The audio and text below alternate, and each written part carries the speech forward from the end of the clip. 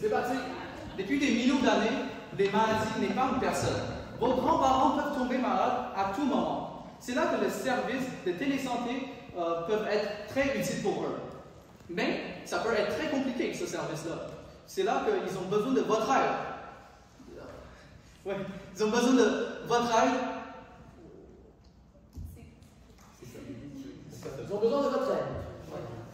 Ils ont besoin de votre aide. Non seulement vos grands-parents, mais les grands-parents de tout le monde. Parce que la solidarité est importante. De plus, imaginez-vous dans 50 ans, malade, vieux, ignorant, confus par les services qu'ils sont offerts. Est-ce que vous aimeriez avoir un jeune qui vient à votre secours? Eh bien, soyez ce jeune. Aidez-le. Toi? Oui. Aidez-le toi dans 50 ans.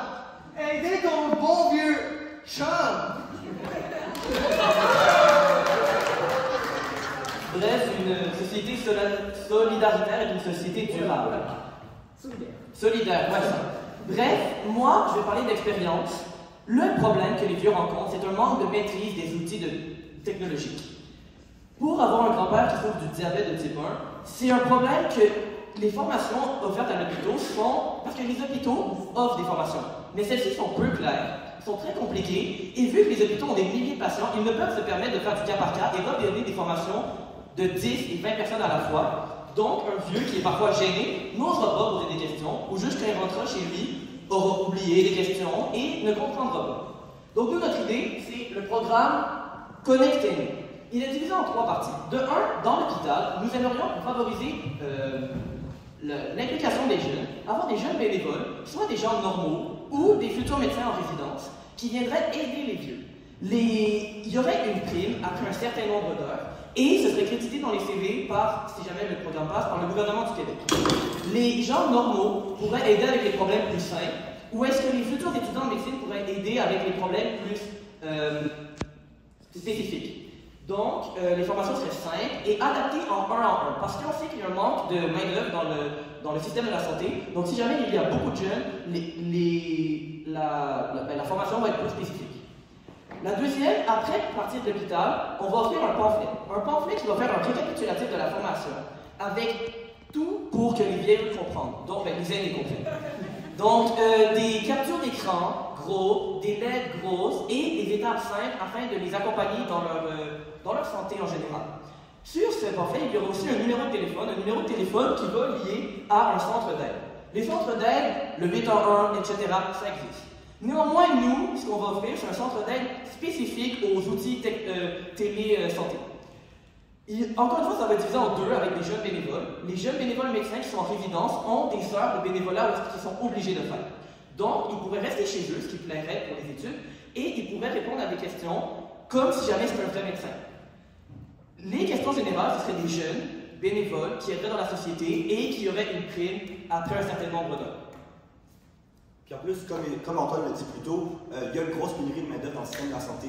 Si les jeunes bénévoles qui ne vont pas nécessairement aller en médecine, ben soudainement ils font ça, c'est comme « wow, je suis vraiment intéressé », ben ils vont avoir plus tendance à aller remplir ces postes-là qui sont vacants et qu'on en a besoin.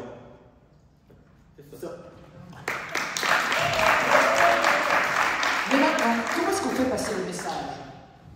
Oui, j'aimerais juste ajouter que pour justement aller chercher les jeunes, aller prendre leurs émotions par rapport à leurs grands-parents, on comptait utiliser beaucoup les affiches, les publicités, mais aussi et surtout les réseaux sociaux avec les différentes trends, avec notamment les hashtags, pour justement pouvoir mobiliser les jeunes.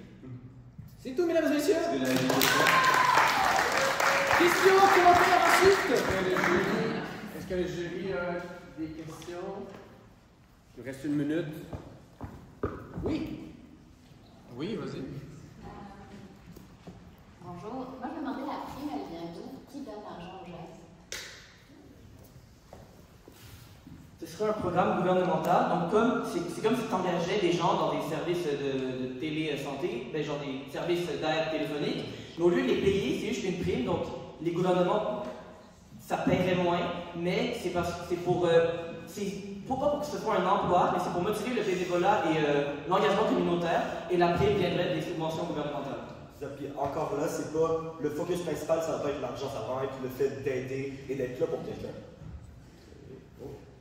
Puis non seulement il y a la récompense en argent, il pourra aussi avoir des récompenses en termes de notes académiques. Ouais, Puis des crédits dans le CV, ouais. Ouais, des crédits dans le CV parce que c'est du bénévolat qui sont pour. On a le temps pour une dernière question. Je regarde le jury s'il y a une question.